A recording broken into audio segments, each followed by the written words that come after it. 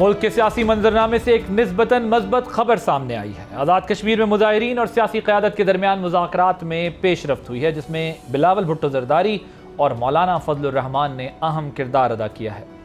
मौलाना फजलुर रहमान ने एहतजाजी क़यादत को किसी भी सख्त कदम से गुरेज करने और मुज़ाकरात के लिए मज़ीद वक्त देने का मशवरा दिया है, जबकि बिलावल भुट्टो का मौक़िफ़ है कि कश्मीर के मुस्तक़बिल का फ़ैसला कश्मीरी अवाम ही करेंगे। ताहम बंदूक या धरनों के जरिए कोई आईनी तरमीम मुमकिन नहीं है।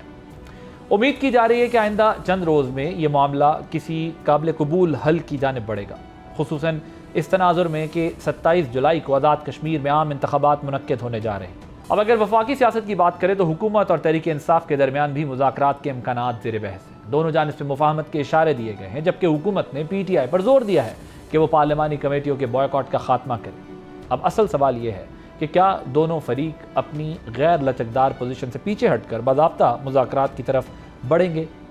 ये सवाल इसलिए भी अहम है कि सियासी अदम इस्तेहकाम के असरात बराह रास्त मईशत पर मुरतब हो रहे हैं।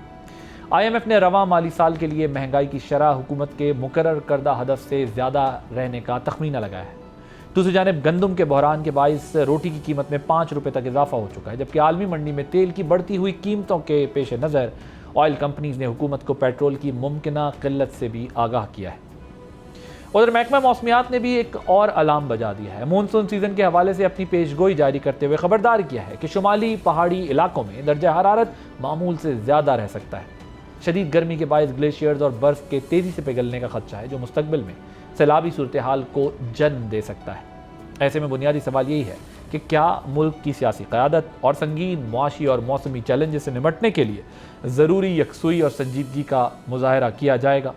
इसी पे बात करने के लिए हमारे साथ मौजूद हैं शहादत अवान साहब, सेनेटर हैं पाकिस्तान पीपल्स पार्टी के, नासिर भट्ट साहब सेनेटर हैं पाकिस्तान मुस्लिम लीग नवाज के, शफकत अवान साहब member national assembly Pakistan Tehreek Insaf के। आप तीनों का बहुत शुक्रिया। I will start with you शहादत अवान साहब। ये बताएं कि आज़ाद कश्मीर की जो इस वक्त सिचुएशन है उसमें जो बिलावल भुट्टो साहब एक रोल प्ले कर रहे हैं, अब तक उन्हें इसमें कोई सक्सेस मिली है? देखिए, सबसे पहली बात तो मैं ये बताऊं कि बिलावल साहब जिस दिन जो पहला हमारा पाकिस्तान का लीडर है, किसी पॉलिटिकल पार्टी का हेड, जो कि कश्मीर के इलेक्शन में वहाँ पे पहुँचे हुए हैं, जिस तरीके से बिलावल साहब ने GB में अपने कैंपेन चलाई, इसी तरीके से वो इंशाल्लाह ताला कश्मीर में भी जो है इलेक्शन के लिए अपनी कैंपेन करेंगे। तो जिस दिन लोगों ने उनको रिसीव किया, सेकंड डे उन्होंने अपने टिकट होल्डर्स जो हैं उनकी मीटिंग की। वहाँ पर उन्होंने जो पैगाम दिया, उन्होंने ये कहा कि कश्मीर का फ़ैसला कश्मीर के लोग ही करें, और उसके अलावा सेकंड उन्होंने ये कहा, गो कि कश्मीर में हमारी गवर्नमेंट भी है, तो उनका कहना ये था कि भाई अगर आपके कोई अगर इश्यूज़ हैं तो वो टेबल के ऊपर सॉल्व हो सकते हैं, और बाकी आइनी और कानूनी जो मसले हैं वो नुमाइंदगान जो भी यहाँ के लोग कश्मीरी इलेक्ट करेंगे वो पार्लियामेंट के अंदर जो है उनके ऊपर फैसला करें।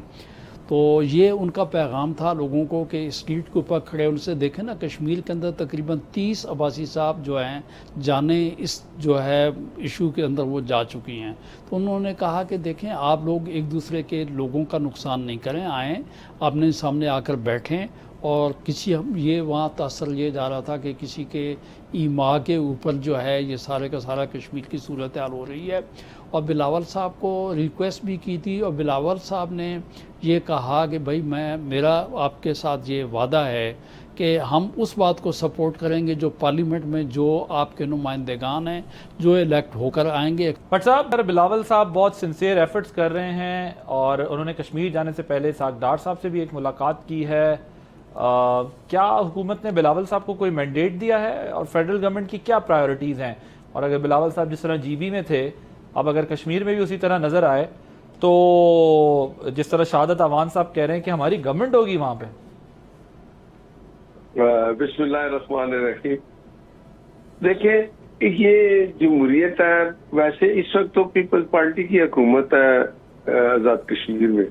आपने GB की बात की, गिलगित बल्तिस्तान में हमने इलेक्शन लड़ा और पीपल्स पार्टी ने भी इलेक्शन लड़ा। देखिए, हमें चाहती जरूर है, लेकिन जब इलेक्शन का टाइम आएगा तो जो हमारा नजरिया है उसके मुताबिक वोटर के पास जाते हैं, वो अपने नजरिए के मुताबिक वोटर के पास जाते हैं। ये जमहूरियत है कि जिसको अक्सरियत मिलती है वो हुकूमत बनाए। यही हुआ। PM साहब ने GB में उनको कहा, कल बिलावल साहब ने ये कहा कि उन्होंने हमें कहा कि आपकी हैसियत आप बनाए हुकूमत। तो अब आजाद कश्मीर में तो पीपल्स पार्टी की हुकूमत है। बिलावल साहब ने कल प्रेस कॉन्फ्रेंस की तो वो फैसला करें कि क्या करना है। मेरा ख्याल है कि जो ये एक्शन कमेटी जो है इसने कुछ चीजें जो गैर जमहूरी तरीका है उनका, उस पे तो कॉम्प्रोमाइज ना होना चाहिए। ना हो सकता है कि अगर वो प्रॉक्सी वार में आगे, हिंदुस्तान है पीछे, और ये अपने अफवाज के बारे में अगर जिस तरह की वो वहां हमले कर रहे हैं, फायरिंग कर रहे हैं, लोग शहीद हो गए हैं, तो वो आगे से इस तरह की जो हरकत है, ये तो कभी भी एक जत्था आगे तो किसी कहते हैं ना कि जो हुकूमत को आके हटाने की कोशिश करे या अपने मुतालबात माने, ये तरीका तो है ही नहीं और ना ऐसा होना चाहिए।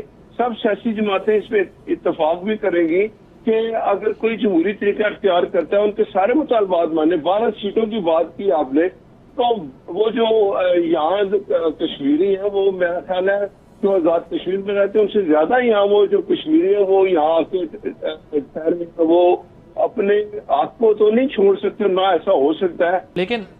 लेकिन ये क्राइसिस चले अपनी जगह पर है, लेकिन जीबी में भी बिलावल साहब ने बड़ी एग्रेसिव किस्म की कैंपेन की, बहुत एक्टिव रहे थ्रू आउट। अब कश्मीर के लिए भी अगर आपके इत्तेहादी होने के साथ, आप उन्हें अपना इत्तेहादी कहते हैं, आपके इत्तेहादी होने की वजह से अगर वो कश्मीर जाते हैं, एक तो गवर्नमेंट उनकी है, ऊपर से वो इस मसले को सॉर्ट कर लेते हैं और फिर फुल फ्लैज अपनी इलेक्शन कैंपेन में जाते हैं, तो फिर आप क्या हासिल करेंगे? आप ना कश्मीर का मसला फिर आपके उसमें जाएगा अकाउंट में, और ना ही जो है वो फिर आप कश्मीर में उस तरह खुल के कैंपेन कर सकेंगे।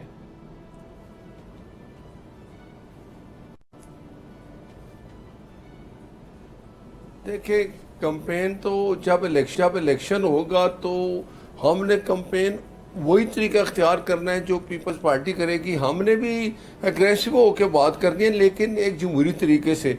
हमने वोटर को मुतमईन करना है वो हमें वोट दे, वो वोटर को मुतमईन करेंगे कि उनको वोट मिले। जब बक्से खुलेंगे, वोट निकलेगा, अगर हमारे पास अक्सरियत होगी।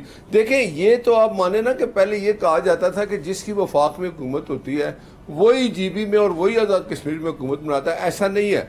ये जीबी में भी साबित हुआ और यहाँ भी होगा कि जमहूरियत है। अगर कोई जमात अक्सरियत लेगी तो उसका मैंडेट तस्लीम किया जाएगा, उसको हुकूमत बनाने का कहा जाएगा। जो वक्त है वो बताएगा कि अवाम किसको वोट देते हैं। राइट। शफकत अवान साहब, पीटीआई गवर्नमेंट क्या पीटीआई की जो आपकी पार्टी है वो इस गवर्नमेंट की इस एफर्ट को सपोर्ट कर रही है, जो जिस तरह से ये डायलॉग कर रहे हैं और फिर पीपल्स पार्टी और पीएमएलएन कोशिश कर रहे हैं, और ये जो इलेक्शन का डिसीजन है बॉयकॉट का, आप लोग रिव्यू कर सकते हैं इसको? और अब तो वो कह रहे हैं, देखें, अब वो हालात नहीं है, जो वफाक में पार्टी होती थी वही कश्मीर और गिलगित बल्तिस्तान में हुकूमत बनाती थी। अब तो जो जीतेगा, जिसके लिए वोट निकलेगा, वो हुकूमत बना लेगा। तो अब तो आपको लड़ना चाहिए। लेकिन पहली बात तो ये है कि गवर्नमेंट की कौन सी कश्मीर में एफर्ट्स हैं जिनको मैं सपोर्ट करूं? लाठी और गोली?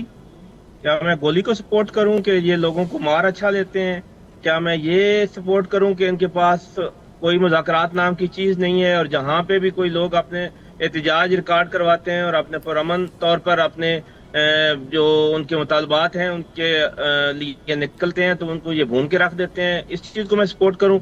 यहाँ तक बात है, आप इलेक्शन का पूछ रहे हैं, तो इलेक्शन पाकिस्तान तहरीक इंसाफ क्या इलेक्शन लड़े? मसलन एक दफा हमें कहा गया जी कि आपका निशान आपको दे दिया जाता है, आप पार्टी रजिस्टर्ड है, और वो भी हजम ना हुआ, और फिर कहा जी कि सॉरी, आपको हम बिल्कुल पार्टी नहीं तस्लीम करते।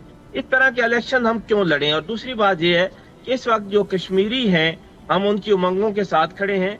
वहां के 90% लोग जो हैं वो एक्शन कमेटी के साथ हैं। 10% ज्यादा से ज्यादा लोग होंगे जिनका ताल्लुक एक्शन कमेटी से नहीं होगा, और एक्शन कमेटी वाले कहते हैं कि इन 12 सीटों को पहले खत्म करें और फिर मुज़ाकरात हों। तो इसलिए हम कश्मीरी अवाम की उमंगों के साथ हैं, हम उनके खून का सौदा करके इलेक्शन नहीं लड़ना चाहते। ओके, लेकिन जॉइंट इलेक्शन कमेटी कोई जाहिर कोई सियासी जमात तो नहीं है ना, उसमें तमाम जमातों के लोग ही शामिल है ना, वो उन सबको मिला के ही वहाँ पर एक मूवमेंट बनी है। वो इलेक्शन के हक में नहीं है, वो कोई पॉलिटिकल पार्टी नहीं है, वो इलेक्शन के हक में नहीं है, और वो इलेक्शन नहीं चाहते जब तक 12 सीटों वाला मामला हल ना हो। ओके, एक ब्रेक लेंगे, ब्रेक के बाद डिस्कशन को यहीं से कंटिन्यू करेंगे।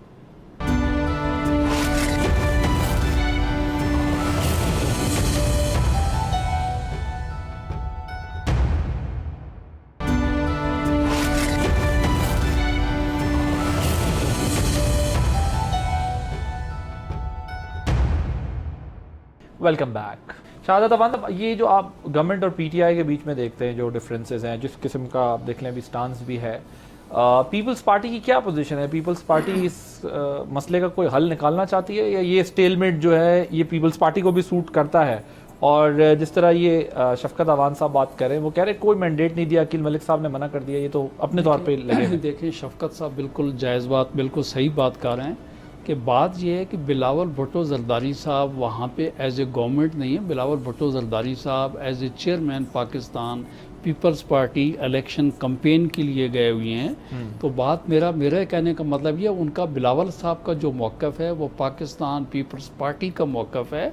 बिलावल साहब ने जो बात की है, बाकी उसके अलावा आपने ये मुझसे पूछा है कि जो पीटीआई और गवर्नमेंट के माबैन जो बात चल रही है उसमें पीपल्स पार्टी की क्या सूरत है। देखें, बात ये है, पाकिस्तान पीपल्स पार्टी अब्बासी साहब इस मुल्क की डेमोक्रेटिक पार्टी है और हमेशा हमने जमहूरियत की पटड़ी को उस कायम दायम रखने के लिए, जमहूरियत की बहाली के लिए हमने हर कुर्बानी दी और हमने हमेशा असूलों की बात की। और यही बात होगी, आपको याद होगा कि हमने इलेक्शन में 2024 के बाद जो है हमने शफकत अवान साहब जो है उनकी पॉलिटिकल पार्टी चूँकि एक मेजर पार्टी थी, तो हमने उनको कहा कि देखें, बात ये है, आपका राइट बनता आप गवर्नमेंट बनाएं, हम आपको वोट देंगे गवर्नमेंट फॉर्म करने के लिए, लेकिन हम गवर्नमेंट में आपके साथ बैठेंगे नहीं। लेकिन अब उसको बात देख लें, वो बहरहाल उनका एक अपना पार्टी का डिसीजन था, उन्होंने जैसे भी किया।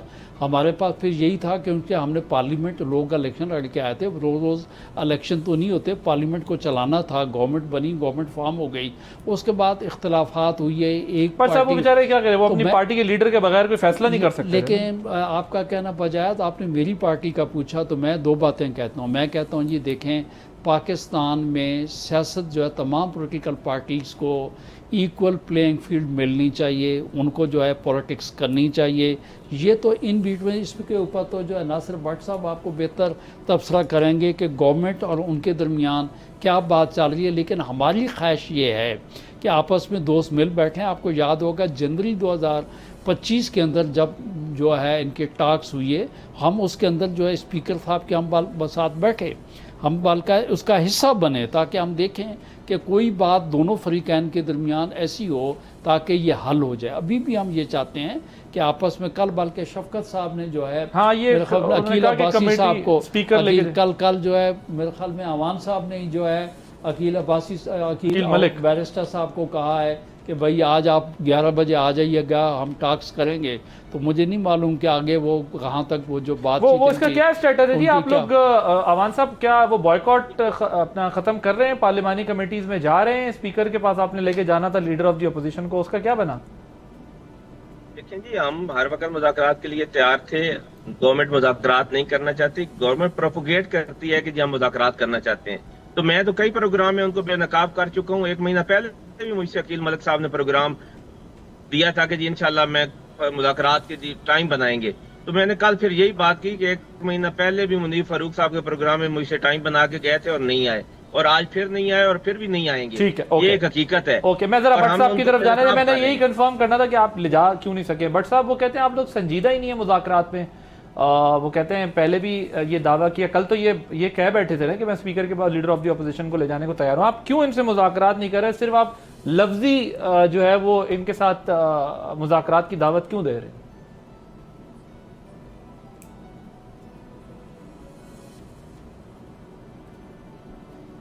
चले, शुक्र है आपने मुझे भी टाइम दे दिया। ये शफकत अवान साहब जो है ना, ये पीटीआई, ये मुझे लगता है कि इनकी आपने बातें सुनी है, भी गोली चलाएंगे, फलां करेंगे। एक्शन कमेटी जो थी, आप इनको ज़रा याद करा दें, जब ये शुरू में 6 महीने साल पुरानी बात है, 6 महीने जब ये सारी प्रॉब्लम हुई तो वफाक ने वहाँ भेजा, डॉक्टर तारक फजल गए, अमीर मकाम गए, वहाँ जाके बैठे, उनकी हर बात को उन्होंने देखा, माना, सुना। इस बात पे आके रुक गए, सीटों वाली बात पे।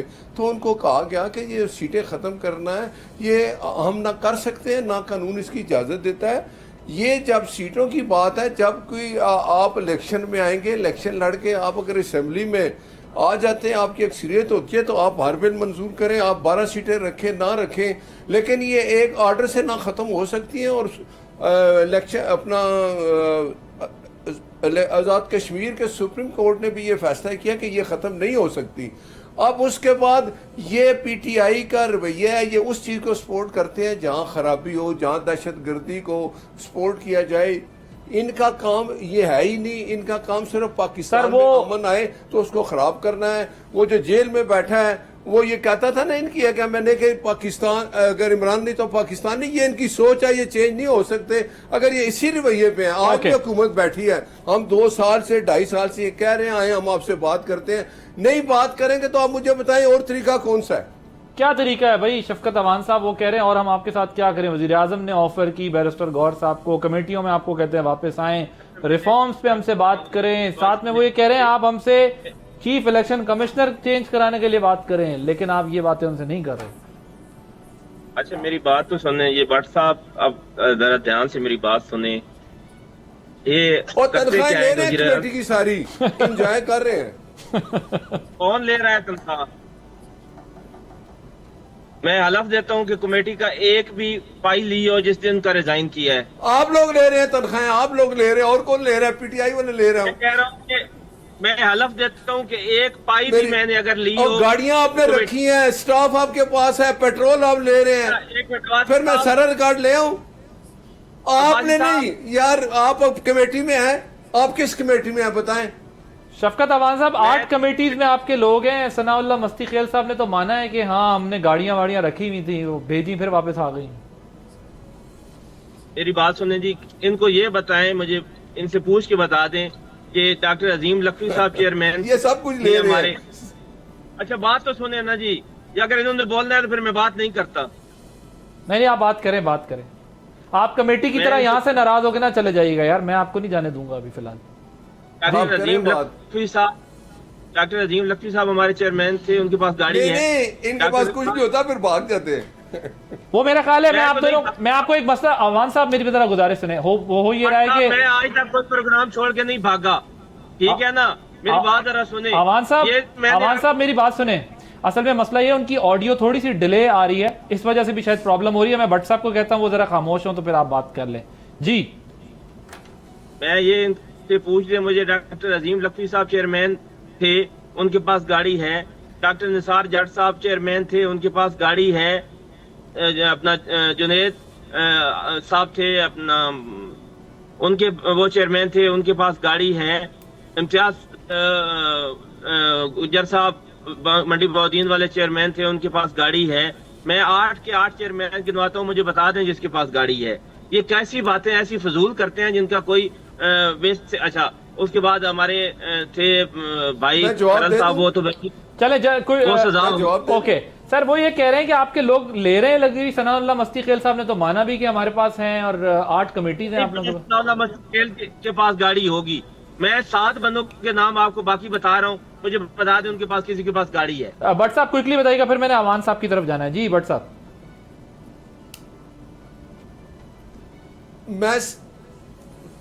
मैं बताता हूँ, सेनेट में हमारे जितनी कमेटियों के चेयरमैन हैं सबके दफ्तर उधर मौजूद है, हमारा भी वहाँ ऑफिस है, पीटीआई के लोग वहाँ आते हैं, उनके पास कार्ड है, गाड़ियाँ हैं, हर चीज यूज कर रहे हैं। कहेंगे तो मैं रिकॉर्ड सारा ले आता हूँ, तो शफकत अवान साहब बेचारों को पता नहीं है, टीवी पे आके सिर्फ ये कहते हैं। तो आप सबका रिकॉर्ड मैं सेनेट में बैठूं, सेनेट में पीटीआई है ना, कौमी सेनेट में पीटीआई है। चले मैं जरा शहादत अवान साहब की तरफ बता रहा हूं। आप मुझे शहादत अवान साहब की तरफ जाने दें सर, आप भी तो सेनेट में हैं। मैं ले आऊंगा और फिर आप इस्तीफा देंगे। हाँ जी जी। शफकत अवान साहब वो कह रहे हैं मैं रिकॉर्ड ला के दे दूंगा, सबने ली हुई है। मैं कौमी असेंबली की आपसे बात कर रहा हूँ, मुझे कौमी असेंबली का रिकॉर्ड आपने पिछले प्रोग्राम में बात तो वही है ना, सेनेट की बात में। शहादत अवान साहब सेनेट में हैं, पीटीआई वालों के पास भी मंगवा लेता हूँ। सब गुजारिश ये है, मैं आप बताऊं कि चूंकि दोस्तों के रिजिग्नेशन एक्सेप्ट नहीं हुई है, तो मेरे ख्याल में ये बात वो लाहासिल सी बात के ऊपर हमने बहस शुरू की हुई है। अगर वो कमेटियां छोड़ देते हैं, कमेटी से रिज़ाइन जो है, दोस्तों ने, पार्टी ने चूँकि उनको मना किया, शफकत साहब की वाकई पार्टी के लोग कमेटीज़ में नहीं आ रहे, वो अपने पार्टी के डिसिप्लिन की पाबंदी कर रहे हैं, और जब तक रिज़ाइन उनके एक्सेप्ट नहीं होते तब तक तो उस वक्त तक उनके पक्ष और प्रिविलेजेस रहेंगे। हाँ। अब मुझसे पूछे सर। मैं यही आपसे पूछ रहा था कि वो जाहिर है ना एक्सेप्ट हुए उनके पार्लियामेंट कमेटी से रिजाइन तो ना उनकी जो है पर्क्स एंड प्रिविलेजेस बंद हुई, तो आप कह रहे हैं सबको मिल रहे हैं। मैं देखें, मैं इस चीज़ को अगर मैं कहूँ मिल रहे हैं या नहीं, लेकिन मुझे मालूम है तो गाड़ियां कि वापस करें ना, गाड़ियां वापस करें, पेट्रोल ना यूज करें, ऑफिस में ना आए। चंद एक देखें, वो public information, right of information है जी। कोई दोस्त इंफॉर्मेशन लेकर किसी दोस्त के सामने रख ले, कोई वो तो कह रहे हैं मैं रिकॉर्ड खुद ही ला रहा हूं। वो ला के दे देंगे। बट अच्छा, अब जरा मुझे ये बताएं फिर आपकी जो अभी तक तो नहीं लेके आए, एक महीना पहले इन्होंने कहा था मैं सर ये कार्ड इशू लेके चलता आऊंगा, रहेगा। अच्छा अभी तक तो नहीं लाए। चले मैं जरा एक और इशू है उसकी तरफ जाना है। अब आपकी पार्टी रोटी कपड़ा मकान की बात करती है ना। अच्छा, कल बैठ जाए मेरे साथ, कल बैठ जाए चले, शफकत अवान साहब, कल बैठ जाए, कल बैठ जाते हैं दोबारा। कल आप रिकॉर्ड लेके आ जाएं, ये भी आ जाएं शफकत अवान साहब, इस पे दोबारा एक सेगमेंट कर लेंगे कल। कल इस पे बात करते हैं। एक ब्रेक लेंगे, ब्रेक के बाद डिस्कशन को यहीं से कंटिन्यू करेंगे।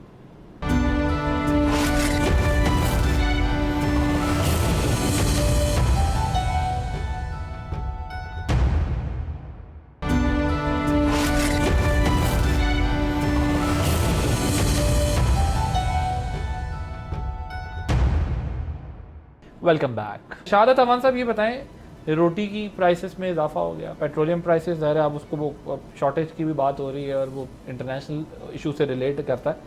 फ्लड के चैलेंजेस हैं, ये तमाम सीरियस इशूज़ हैं। अभी आप खुद भी जिस तरह बात करते हैं ना, ये कमिटीज़ की गाड़ियाँ मिलना इतना इशू नहीं है या ना मिलना इतना इशू नहीं है।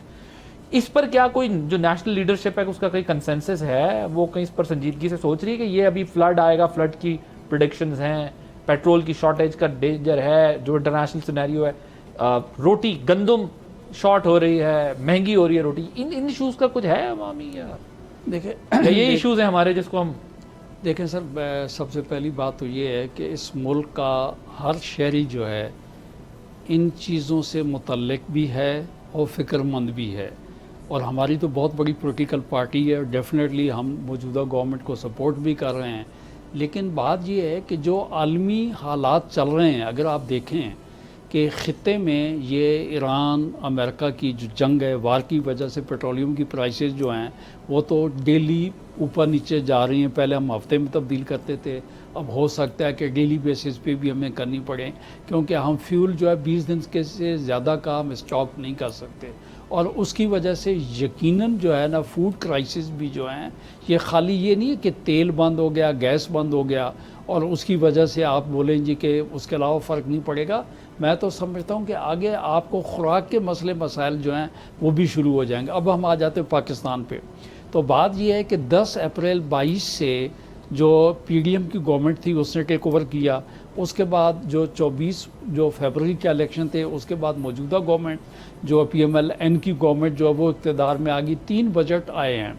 तो अब सिलसिला सूरत हाल ये है कि जो पाकिस्तान के जो मतलब तीनों बजट को आप देख लें और पाकिस्तान की मईशत कहाँ पे खड़ी थी, पाकिस्तान के रिज़र्व्स कहाँ पे खड़े हुए थे, आज पाकिस्तान के रिज़र्व्स कहाँ पे हैं। पहली दफ़ा तो आप कह रहे हैं PMLN की गवर्नमेंट अच्छा परफॉर्म किया। देखिए मैं देखें जी, बात ये जो तवक्कुआत हैं, जितना कुछ डिलीवर करना चाहिए, मैं समझता हूँ वो हालात इतने वो नहीं हैं। देखिए, टू बी वेरी फेयर कि यहाँ पे कोई भी होता तो मेरे ख्याल में मुश्किलात तो हैं, इसमें कोई शक नहीं, लेकिन उसके लिए बेहतर परफॉर्म किया जा सकता है। कैसे कि चूँकि इस वक्त गरीब के नान नफ़के की बात है, तो उसके लिए हमारी मौजूदा जो गवर्नमेंट है इसका स्लोगन ये था कि हम अपने ख़र्च अखराजात जो है उनको ख़त्म करेंगे, अपने प्रोटोकॉल ख़त्म करेंगे, अपना फ्यूल ख़त्म करेंगे, अपनी तनख्वाहें ख़त्म करेंगे, अपने मतलब ये जितने भी। लेकिन बात ये है कि इस बजट में भी आपने देख लिया कि इनके अपने इन हाउसेस जो है ना, उनको रेनोवेट करने के लिए कितने करोड़ों अरबों रुपए लगा दिए गए। तो सर मेरा कहना सिर्फ़ और सिर्फ ये है कि हमें ये नहीं, हम तीनों पॉलिटिशियंस जो हैं, तीनों दोस्तों को इस बात की तरफ तवज्जो देनी चाहिए कि हमारे जो बाकी लोग खड़े हुए हैं कि उनके लिए हम क्या कर सकते हैं। देखें सर, ये ज़राई मुल्क है, तो सबसे पहली बात तो ये है, ज़राअत जो है हमारे GDP का 25% जो है कंट्रीब्यूट करती है। 37% अगर आप देखें तो लोगों को रोज़गार ज़राअत से मिलता है। लेकिन ये आप देखें कि बड़ी बदकिस्मती की बात है कि इस वक्त सब ज़मींदार जो है जितना तकलीफ़ में वो है, इतने कोई तकलीफ़, उसका मेन इशू जो है, 1 मिनट अब्बासी साहब, उसका मेन इशू जो ज़मींदार का है वो है पानी। तो अब अगर आप देख लें, पानी की तरफ हमारा किसी की तवज्जो नहीं है।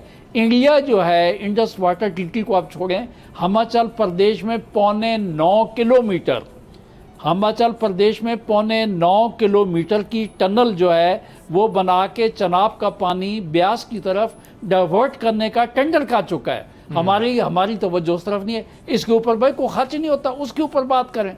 बात जो करने वाले मसले है उसको छोड़ दें, जो बड़े इश्यूज है, नेशनल इश्यूज। तो जो असल बात ये है, मैं आपको बात बताऊं कि अगर अल्लाह ना करे हमारा मेन मसला पानी का है, अगर हमारा पानी कम हो गया हमारी फसलें तबाह हो जाएंगी, हमारा सबसे बड़ा जो सूबा है जो चनाब के ऊपर है वो खुश्क हो जाएगा, यहाँ नान नफ़के का जो है मसला में इशू हो जाएगा। तो अल्लाह ताला ने हमें आज़ादी दी है, अल्लाह ने हमें मुल्क दिया है, अल्लाह ने हमें बलूचिस्तान दिया है, अल्लाह ने हमें मादनियात दी हैं, ज़रखेज़ ज़मीनें दी हैं, तो हमें उसके ऊपर जो है, मैं कहता हूँ जैसे 10 जो है हम 6 मई 2025 को जैसे इकट्ठे थे, शोएब अवान साहब की पार्टी साथ थी, जो है नासिर भट्ट साहब इकट्ठे थे, हम सारे मुत्तहिद थे। मैं कहता हूँ इस वक्त हम सारे यूं खड़े हो जाएं इस मुल्क और कौम के लिए और आवाम के लिए हमें काम करना चाहिए। बड़े सीरियस इश्यूज हैं भट्ट साहब और शफकत साहब और जो शहादत साहब हैं, इन दोनों जमातों को भी शहादत साहब कह रहे हैं कि आपको साथ देना चाहिए इस जो इंडिया इस वक्त कर रहा है पानी का मसला। लेकिन ये एक ज़ाहिर लंबी बहस है। हमारे यहाँ जब गवर्नमेंट में सब होते हैं तो उस वक्त एहसास नहीं होता, लेकिन अपोजिशन में हमें ये एहसास रहता है कि ये यूनिटी कितनी इंपॉर्टेंट है। बात कर लूं मैं? जी गो अहेड। ठहरे शहादत अवान साहब मेरे भाई हैं, सदर पाकिस्तान हमारे पीपल्स पार्टी के, चेयरमैन सेनेट हमारे पीपल्स पार्टी के, पंजाब का गवर्नर पीपल्स पार्टी के, KPK के गवर्नर पीपल्स पार्टी के हैं, सिंध बलूचिस्तान में इनकी हुकूमत है। हम इकट्ठे साथी हैं, जब तक सदर पाकिस्तान किसी पे साइन न करें कोई चीज़ आगे नहीं चलती, बजट भी हमारा पास नहीं होता। हम सारे इकट्ठे हैं, बेहतरी की तरफ जा रहे हैं। लेकिन ये मैं अपने भाइयों से बड़ा होता हूँ कि ये कहते हैं जी कि हम ये करना चाहते हैं। भाई हम इकट्ठे जो कर रहे हैं, 26वीं 27वीं तरमीम में आपने हमारा साथ दिया, ज़ाहिर हम इकट्ठे साथी हैं और हर जगह हम इकट्ठे हैं, आज भी हम इकट्ठे हैं। लेकिन ये कह देना कि हम सपोर्ट कर रहे हैं, अगर आप चले जाए ना आज इस्तीफा दे दे सदर पाकिस्तान और चेयरमैन सेनेट चले गए तो सारी हुकूमत चली जाती है। अगर इनको समझ जाए कि ये नहीं कुछ हो सकता तो ये कर दे। ये बातों से मुझे इसलिए ये मैंने बात की है कि हर दफ़ा मैं अपने किसी पीपल्स पार्टी भाई से सुनता हूँ तो मुझे होता है कि यार आप क्या लोगों को समझा रहे हैं। हमने इकट्ठे इसलिए हुए थे कि जब PTI ने इन्होंने को जिस तरफ ले गए थे तो हम सब ने अपना बयानिया एक साइड लेकिन पे भट्ट रखा। साहब इन्होंने अभी ये कहा है शहादत अवान साहब ने कि इन हालात में कोई भी होता तो उसको हुकूमत की मुश्किलात का इसी तरह का सामना रहता, क्योंकि अब हमारे नेशनल लेवल के इश्यूज हैं, इंटरनेशनल लेवल के इश्यूज हैं, तो हमें इसलिए यूनिटी की ज्यादा जरूरत है। कोई भी होता तो शायद इसी तरह का परफॉर्म करता। ये अवान साहब ने बात की है, पता नहीं शायद आपको ऑडियो। हाँ, पानी पे हमने बात की, हमने हिंदुस्तान को बताया। मैंने कहा पानी, मैं बताऊं पानी पे हमने हिंदुस्तान को कहा कि अगर तुमने ऐसा सोचा भी तो हमने जैसे पहले जवाब दिया इससे डबल जवाब देंगे। मुराद ये हम इकट्ठे इस चीज पे हैं, हमें एहसास है कि आज के अगर फिर कोई लड़ाई हुई तो पानी पे ही होगी। लेकिन हमारे जो इंटरनल मसाइल हैं उनको हम भूल के एक टाइम जब कोई हमें इंटरनेशनली बंदा कोई प्रेशर कोई मुल्क करे या कोई हमारा हमसाया दहशतगर्दी करे तो खुदारा उसके लिए मैं PTI मुस्लिम लीग नून हम सब को एक आवाज होनी चाहिए। साहब मैंने यही कहा है, भट्ट साहब आपने सुना नहीं है, गौर नहीं किया है। मैंने यही बात की है कि ये वक्त ऐसा है कि हम अपने इख्तिलाफात बुलाकर जो है इकट्ठे होकर बैठकर मुल्क की बेहतरी करें, अपनी आवाम के लिए बेहतरी करें। लेकिन भट्ट साहब बात ये आप पानी के लिए कहते हैं, बात ये नासिर भट्ट साहब ने अभी तक जो है पानी के लिए आवाज़ नहीं उठाई। भट्ट साहब आप बहुत मजबूत आदमी हैं, आप खुद आवाज़ उठाएं, पानी के लिए आप भी कुछ करें। बहुत शुक्रिया जी। अच्छा जी, शफकत अवान साहब उठाई है। अब पाकिस्तान देखें, आपको वो प्रेस कॉन्फ्रेंस याद नहीं, इंटरनेशनली के सब मुल्कों को वज़ीर खारजा को बताया गया कि अगर पाकिस्तान ये करेगा, हिंदुस्तान हमारा पानी बंद करेगा तो फिर हम उसको उसी तरह जवाब देंगे और ये हमारा राइट है, वो ले नहीं सकता हमसे कि हमारा पानी बंद करे। ठीक है शफकत अवान साहब, ये बताएं कि गवर्नमेंट भी आपकी एक सूबे में, पंजाब और सेंटर में आप अपोजिशन में भी हैं, आपकी मजबूत आवाज़ है, ये जो अवाम के बेसिक इशूज़ हैं इसके ऊपर आपकी पार्टी जो है वो कोई बड़े प्रोटेस्ट करती दिखाई क्यों नहीं देती? मोस्टली फोकस यही होता है कि हमारे लीडरशिप के केसेस ख़त्म हो। अब इस सिचुएशन के अंदर जो इस वक्त हम बात कर रहे हैं, जो सिनेरियो है, चाहे इंडिया की तरफ से थ्रेट्स हों, चाहे जो हमें इस क्राइसिस है फ्यूल प्राइसेस से लेके वीट से लेके, जो ये इश्यूज हैं जिसके ऊपर यूनाइटेड भी हो जा सकता है और प्रोटेस्ट भी किया जा सकता है, उस पे आपकी पार्टी गवर्नमेंट पे क्या प्रेशर देगी? हमें तो पहले गद्दारी के बड़े सर्टिफिकेट मिल चुके हैं, और जब हम ये बात करते हैं ना कि कुछ सोचे पाकिस्तान का, इंडिया हमारा पानी बंद करने जा रहा है, तो फिर एक दफा फिर हमें गद्दारी का सर्टिफिकेट मिल जाता है। और इस पे हम पार्लियामेंट में बहुत दफा बात कर चुके हैं कि उनके जो प्रोजेक्ट हैं या वो जो प्रोजेक्ट लॉन्च करने जा रहे हैं, जैसे ये अमान साहब ने टनल का जिक्र किया है, या कुछ अपने वो डैम्स बना रहे हैं और हमारा पानी डाइवर्ट कर रहे हैं, इस पे हमने बहुत बात की है। और आगे जवाब ये मिलता है कि जिस दिन पानी बंद हुआ उस दिन हम ये कर देंगे। उन्हें हम बता रहे हैं कि वो ये करने जा रहे हैं। जो ये कहते हैं ना जी कि हमारा ये हुआ तो ये हो जाएगा, वो कर रहे हैं आहिस्ता आहिस्ता, और बड़ा एक बहुत बड़ा डिजास्टर हो जाना है। जहां तक बात आप कर रहे हैं कि हम आवाज उठाएं, तो जितना ये पिछला सेशन चला है, हमारी तकरीरें उठा के देख रहे हैं, तो हमारे 50 या 60 बंदे ने तकरीर की है, और उन्होंने शुरू ही पेट्रोल, बिजली और महंगाई से की है, और एंड भी उसे पे की है। हर बंदे ने इसी बात क्या मतलब आप इन लोगों के साथ करना क्या चाहते हैं? आप तो कह रहे हैं 8400 कमाने वाला गरीब नहीं है। आप तो कह रहे हैं कि इस मुल्क में एक दिन वो इनके मामन एक खसूसी हैं, वो कह रहे थे मैंने 132 रुपए में बड़ा भरपूर खाना खाया है। इनकी जब ये सोच होगी, जब ये आवाम को ये बताना चाहेंगे कि इस मुल्क में महंगाई नहीं है, बड़ी गुर्बत नहीं है, तो फिर इस मुल्क के मसाइल ठीक होंगे। भाई गुर्बत चली गई है 50-60% पे, और आप कहते हैं मुल्क में गुर्बत नहीं है। लोग तरस गए हैं कि वो अपने बच्चों को अच्छा खाना खिला सकें, अच्छा क्या खाना दे सके, वो खाना नहीं दे पा रहे। बिजली की बिल और स्कूल की फीसें तो दूर की बात है, लेकिन गवर्नमेंट का ना कोई मतमा नजर है कि उन्होंने गरीब आदमी की वेलफेयर करनी है, या क्योंकि उन्होंने वोट नहीं दिए शायद, इसलिए इनका ख्याल भी नहीं है, या ये चाहते हैं, ये समझते हैं कि हमने इनके जरिए नहीं आना इख्तियार में, तो हमें कोई और लाता है, कौन सा हम वोटों से आते हैं, इसलिए हम उनको याद करवाते रहते हैं। राइट, ठीक है। शफकत अवान साहब बहुत शुक्रिया आपका, नासिर बट अवान साहब आप तीनों का बहुत शुक्रिया। नाज़रीन, बड़े संजीदा इशूज़ हैं इस वक्त, महंगाई का भी मसला है, पेट्रोल की किल्लत का इशू भी है, फ्लड वार्निंग्स आ रही हैं, ये एक बहुत बड़ा हमारे सामने डिजास्टर खड़ा हो जाता है। हमारे बजट का काफ़ी पैसा इंटरनेशनल फंडिंग के बावजूद भी हम उस क्राइसिस से नहीं निकल पाते, क्योंकि एक मैसिव इन्वेस्टमेंट रिक्वायर्ड है इस तरह की क्राइसिस को टैकल करने के लिए। और साथ में इंडिया की जो बात बार बार हो रही है कि इंडिया कभी जो है वो वॉर डायरेक्टली डिक्लेयर करता है, कभी अपनी अफगानिस्तान से प्रॉक्सीज, कभी बलूचिस्तान में प्रॉक्सीज, कभी कराची में वो कुछ करने की कोशिश करता है, तो वो हर तरफ से, और फिर इन सब चीज़ों से अगर उसको रेजिस्टेंस मिले तो फिर वो वाटर टेररिज्म जो है वो करता है। इंडस वाटर ट्रीटी पाकिस्तान ने उस पर एक सेमिनार भी करके इस मसले को हाईलाइट किया दुनिया के सामने, और दुनिया ने इसको रिकग्नाइज किया। लेकिन अगर ये मसला भी आगे खड़ा होता है तो ये वाकई नेशनल यूनिटी के लिए एक बहुत बड़ा इशू बनेगा, जिसको मिलकर टेकअप करना है और इंटरनेशनल फ्रंट पे इस मसले को उठाना है, ताकि दुनिया को सेंसिटाइज किया जा सके। प्रोग्राम देखा आपने, आदिल अब्बासी को इजाज़त दीजिए, अल्लाह हाफ़िज़।